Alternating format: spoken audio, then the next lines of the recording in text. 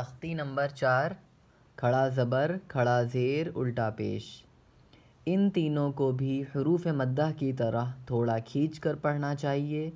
खड़ा ज़बर बराबर होता है अलिफ़ के, जैसे बा खड़ा ज़बर बा बराबर है बा अलिफ़ ज़बर बा के।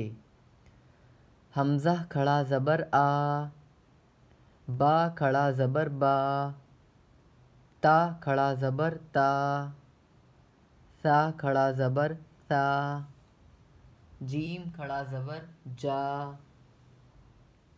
हा खड़ा ज़बर हा, खा खड़ा ज़बर खा, दाल खड़ा ज़बर दा, ज़ाल खड़ा ज़बर ज़ा, रॉ खड़ा ज़बर रॉ, ज़ा खड़ा ज़बर ज़ा, सीन खड़ा ज़बर सा, शीन खड़ा ज़बर शा, सौद खड़ा ज़बर सौ, ज़ौद खड़ा ज़बर ज़ौ, तौ खड़ा ज़बर तौ। ऐसे ही आपको यहाँ या तक की पढ़ लेना है।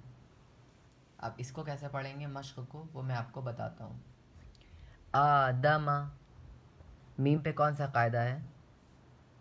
मीम पे ज़बर का कायदा है, हरकत का। ज़बर ज़ेर पेश को हरकत कहते हैं। ज़बर ज़ेर पेश को जल्दी पढ़ें, थोड़ा भी ना खींचें। अलिफ़ हमेशा खाली होता है, जो अलिफ़ खाली ना हो वो हमज़ा है। ज़बर की आवाज़ ऊपर को उठती है, जैसे हमज़ा ज़बर आ, मीम ज़बर मा, आदमा, आमना, हमज़ा खड़ा ज़बर आ, मीम ज़बर मा, आमा, नून ज़बर ना, आमना, मालिकी, अबवाहु, समावाती, गौवीना, गईन खड़ा ज़बर गौ, वाउ या ज़ेर वी, गौवी, नून ज़बर ना, गौवीना, या सॉलिहु।